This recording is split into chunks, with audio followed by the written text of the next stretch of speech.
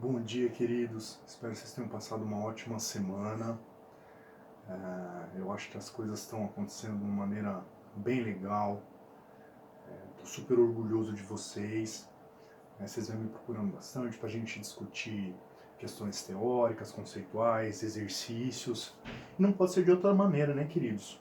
Simbora para cima, a diferença tem que ser feita agora. Então que a gente faça, né? Simborinha para mais uma aulinha da nossa fisiquinha seduzente, dando continuidade à termodinâmica, certo? A gente começou a semana passada conversando sobre alguns tipos de energia, energia térmica, energia mecânica, energia radiante. Hoje a gente vai introduzir a ideia da termodinâmica, que é basicamente, como a gente comentou na aula passada, transformação de energia térmica em energia mecânica e vice-versa. Para que a gente possa conversar, analisar com mais carinho, mais profundidade a aula de hoje, a gente vai conversar um pouquinho sobre a teoria, queridos, que rege todo o comportamento dos gases, chamada de teoria cinética dos gases. Essa teoria ela é composta por 4 hipóteses, tudo bem? Quais são essas 4 hipóteses? Estou falando da teoria, certo? Tá? As hipóteses que vão formar a teoria, que vão servir de base para a gente entender tudo que a gente vai ver hoje, tudo bem? Então vamos lá. Primeira hipótese da teoria cinética dos gases, queridos. Os gases são formados por pequenas partículas, tá? Partículas minúsculas e rígidas, tudo bem? Essa é a primeira hipótese da teoria cinética dos gases. A segunda é a seguinte: como a distância entre essas partículas é muito grande, tá? Eu estou falando das partículas que compõem um gás, tudo bem? Como a distância dessas partículas entre elas é muito grande, vocês vão perceber que a força de atração entre elas é muito pequena, tudo bem? Distância muito grande, a atração entre elas muito pequena. Segunda hipótese. Vamos lá para a terceira. Seguinte, queridos, o movimento dessas partículas, como é que se dá? É o que a gente chama de movimento caótico, um movimento desordenado, também conhecido como movimento browniano. O que é um movimento caótico desordenado? Tá cada partícula indo para um lado bem doidona. Agora, se o movimento dessas partículas é um movimento caótico, como é que eu vou compreender o movimento delas? Bem simples, mecânica newtoniana. São as leis de Newton que vão servir para orientar toda a nossa análise, tudo bem?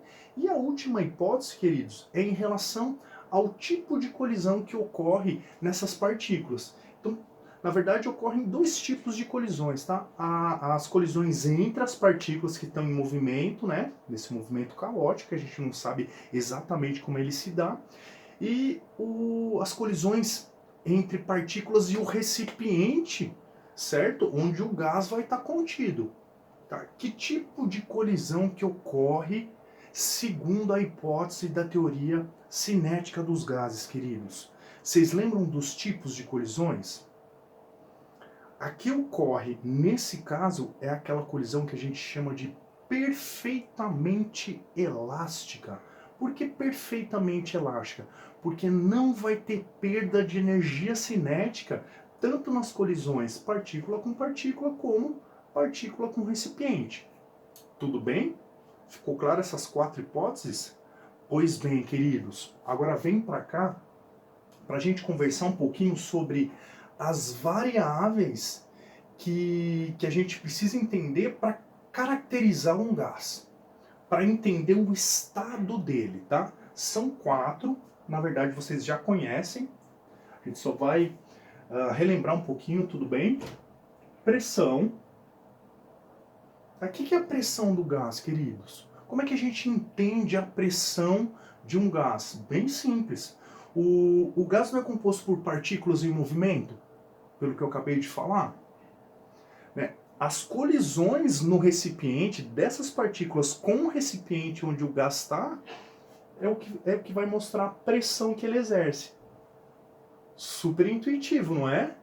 Você imaginar que um gás é composto por partículas minúsculas, rígidas, estão em constante colisão com o recipiente. é justamente o que vai caracterizar a pressão que esse gás vai exercer no recipiente. Legal, né? Segunda variável, o volume.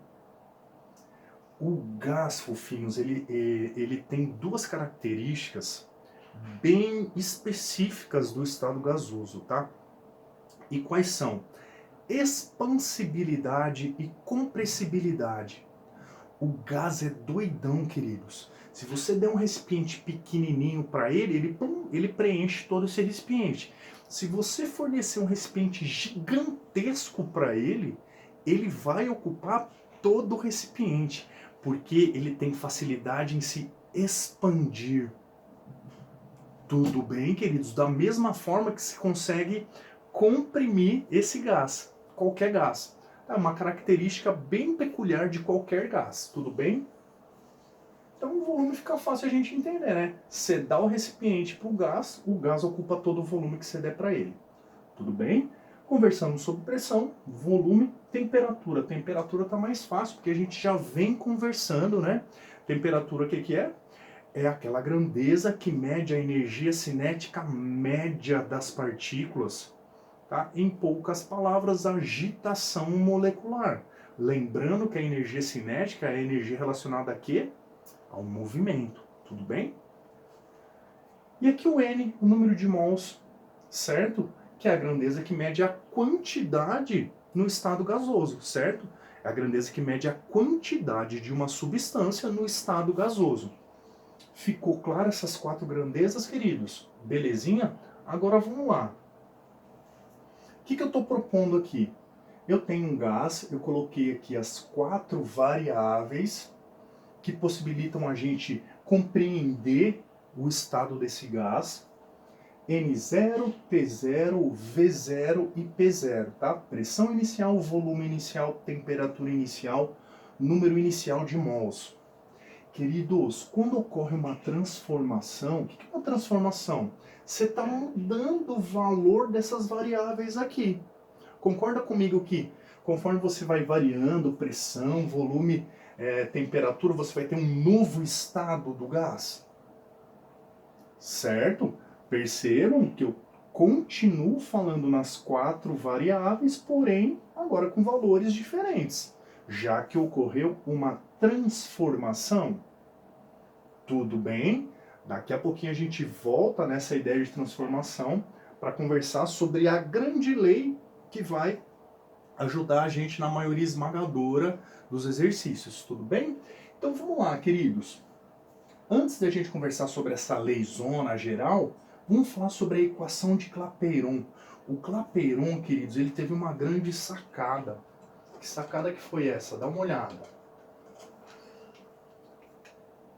Tá vendo esse Rzinho aqui, ó? Olha que curioso. No mesmo estado, tá? Estou supondo que não está ocorrendo uma transformação.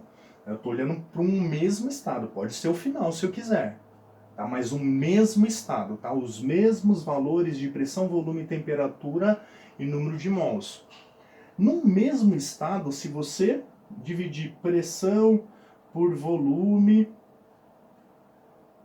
dividir pelo número de mols e dividir pela temperatura, vai dar um valor de R. Que valor é esse? Tá aqui.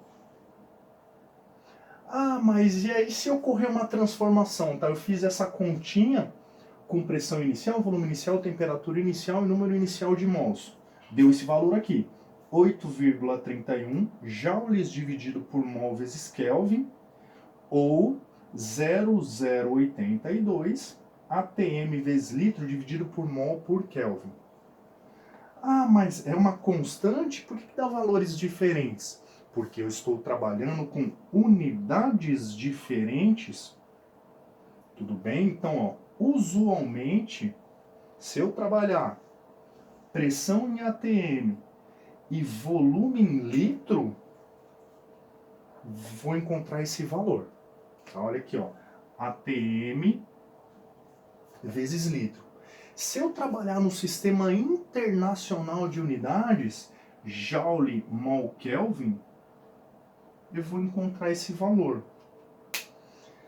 Galera, ultimamente, bem comum o cara te fornecer esse R, a constante universal dos gases, como sendo 8 ou 0,08 nas unidades usuais.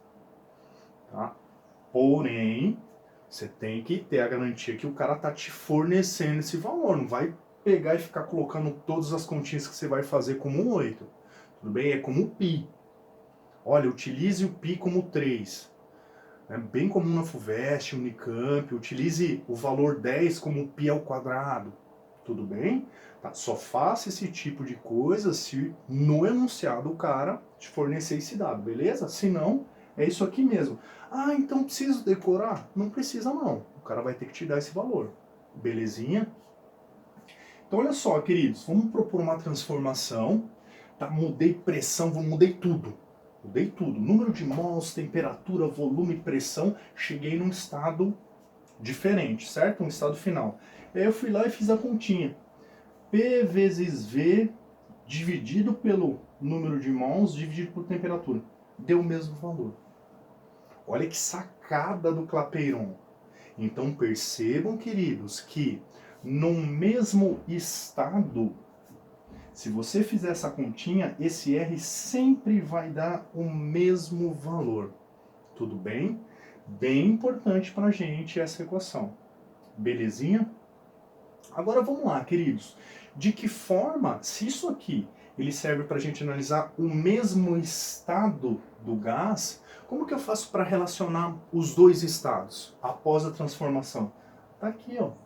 Lei Geral dos Gases, maravilhosa pra gente. Isso aqui é uma mão na roda, moçada. Isso aqui salva o rolê, despenca no vestibular. Você precisa saber, precisa dominar a Lei Geral dos Gases, carinhosamente conhecida como Pivniti-Povonotó. O Pivniti-Povonotó, certo? Onde Pivniti são as variáveis no estado final, após a transformação, e o Povonotó são as variáveis que caracterizam esse gás no estado inicial. Tudo bem? Aqui você está relacionando os dois estados, então ele pode te pedir uma pressão final, um volume inicial, um número inicial de mols. Tá? Ele vai te dar os dados, você substitui e faz a continha. Agora, queridos, muita atenção nisso aqui. E por quê? A gente vai falar sobre 3 tipos de transformações. Tá? 3 tipos de transformações. A transformação isotérmica, que tem como principal característica a temperatura constante. Tá? Isotérmica, mesma temperatura, ó, vai ficar Pivni-Povonó. Legal? Transformação isobárica. Dá uma olhada aqui, ó. Isobárica, pressão constante, a mesma pressão, certo? A pressão inicial vai ter um valor, a pressão final vai ter o mesmo valor. Isobárica, cortou pressão, ó, vai ficar Viniti-Vonotó. E o último tipo de transformação, transformação isométrica, queridos. Essa transformação tem como principal característica o mesmo volume. Tá? Não vai ter variação de volume nessa transformação. Porém, queridos, existem 3 formas de você chamar a mesma transformação. Tá? Então não estranha se você ler no enunciado, num livro, na apostila, isovolumétrica, que é menos comum. Dificilmente você vai ver isovolumétrica. Mais comum, isométrica ou isocórica. Tá? Isocórica, isométrica, isovolumétrica é a mesma transformação. Volume constante sem variação do volume. Cortando aqui, ó, volume final, volume inicial, fica Piniti-Ponotó. Ah, Igão, mas por que você está separando, mas utilizando sempre a mesma lei? Olha só que mão na roda. Isso aqui é uma dica, queridos. Percebam que você vai ter uma formulazinha para cada tipo de transformação. Mas jura mesmo que você vai decorar cada uma das fórmulas para cada tipo de transformação, se com a geral você faz tudo? Estão percebendo? Tá? Então, ó, o que você precisa saber? O que você precisa memorizar? Clapeyron e Vinity Povonotó, certo? E depois você lá no enunciado, depois da leitura, depois da análise, sendo temperatura constante, você tira a temperatura.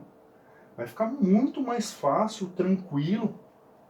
Sendo isobárica, você tira a pressão. Sendo isométrica, você tira o volume. Tudo bem? Ficou clara essa ideia? Vamos fazer um exercício para o negócio fluir? Vocês vão ver que é bem tranquilo, tá? Uma parte bem tranquila mesmo. Tem que fazer com bastante atenção, né, pessoal? Ah, outra coisa muito importante, tá aqui, ó. Percebam que tanto no sistema internacional quanto no sistema usual, você vai ter as mesmas unidades para temperatura e número de mols. O que você tem que tomar cuidado? Ó, Kelvin e Kelvin. É o que a gente chama de pecado capital da termodinâmica. Tudo que você fizer relacionado à temperatura tem que ser em Kelvin. Porque toda aquela dedução da teoria cinética dos gases foi tudo feito em Kelvin. Ah, mas a pressão tem que ser no sistema internacional? Não. Volume tem que ser no sistema internacional? Não. O que você não pode fazer é colocar a temperatura com outra unidade, em outra unidade que não seja o Kelvin. Tudo bem, queridos? Guarda isso, memoriza para não dar errado na hora de fazer o exercício, beleza? Então vamos lá, vou apagar isso aqui, pegar esse espacinho para fazer o exercício para vocês.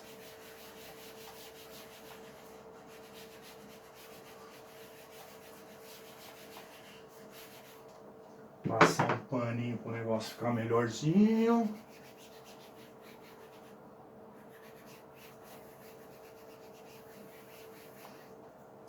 Beleza, queridos, olha só, a gente está ali na página 198, tá? Vamos colocar aqui, exercício 1, página 198.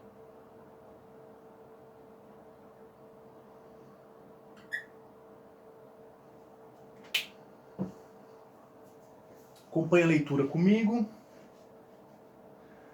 Exploração e produção do pré-sal. Começa assim o textinho. As reservas de gás do campo de Tupi podem chegar a 1,6 bilhão de barris, de acordo com a Petrobras. Embora a notícia acima seja alvissareira, olha que palavra bonita, alvissareira, seja positivo, seja otimista, né? Embora a notícia seja alvissareira, ela não é clara do ponto de vista termodinâmico.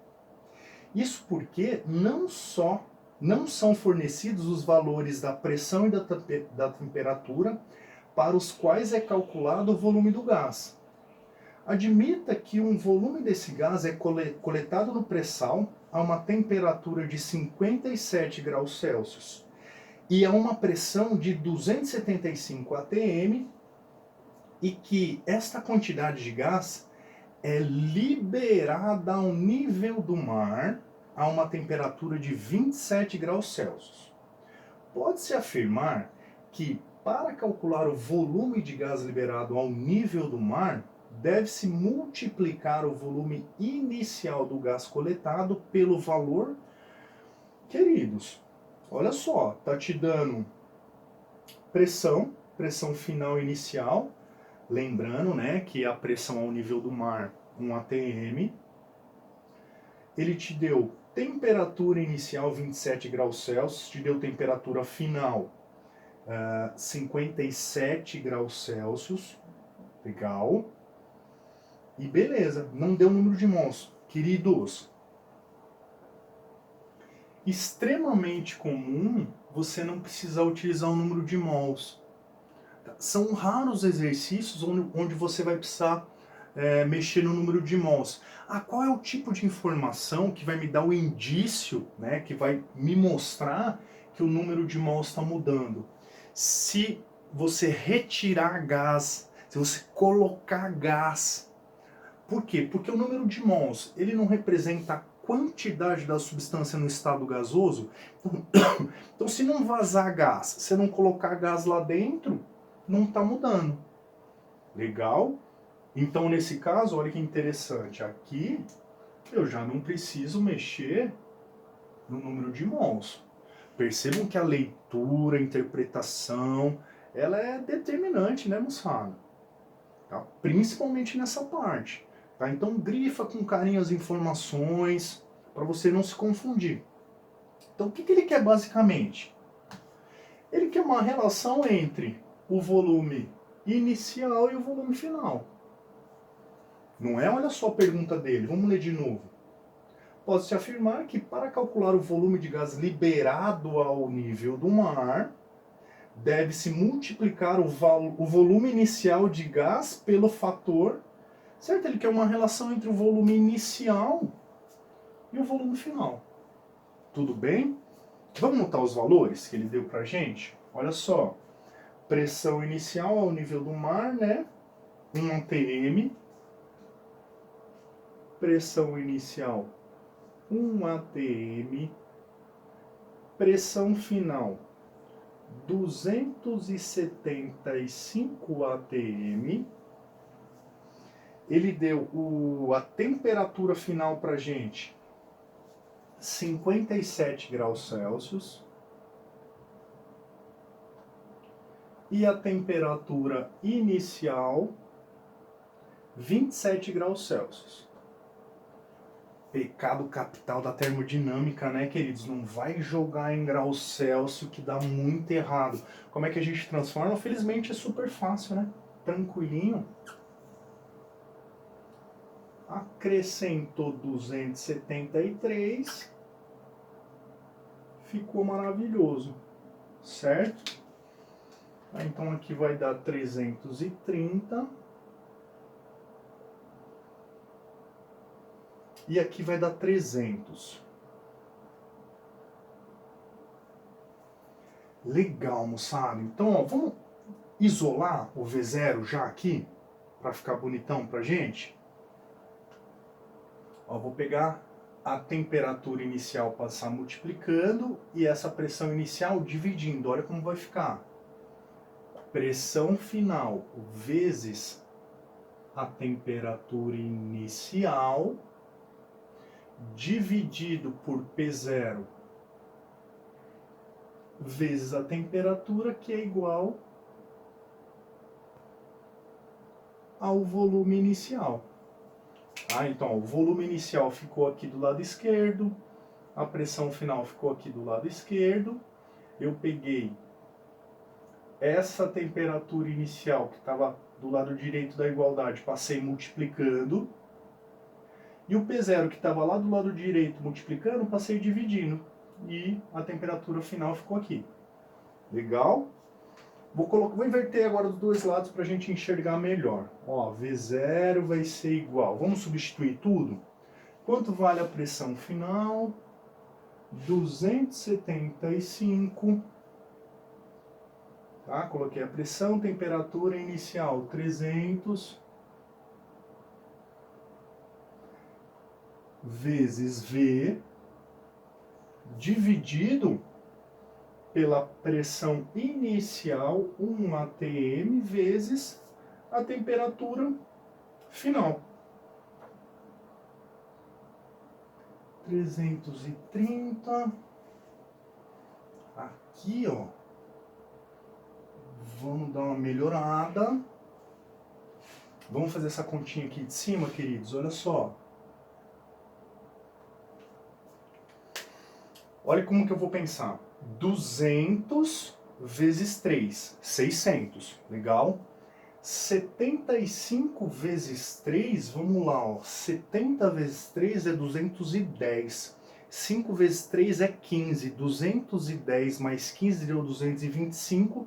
225 mais 600, 825, com um zerinho aqui, dividido por 33, V, tá, vamos conferir, ó, 3 vezes 200, 600, 600 mais 210, 6, 7, 810, mais 15, 825 com zero, maravilhoso, gente.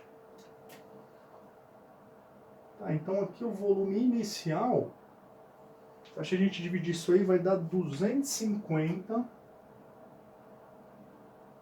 do volume final. Certo, queridos? Como é que ficou? Muito difícil? Muito pesado? Aqui a gente encerra a aula de hoje. Façam todas as tarefas, todos os exercícios sugeridos. Ficou com dúvida, me procura, galera. Não vamos deixar a peteca cair, não. O negócio está fluindo tão bem, né? Vamos fazer diferença agora, tudo bem, queridos? Jah Rastafari, positivas vibrações. Haile, o grande Haile, imperador libertador do povo etíope, o verdadeiro Rastafari.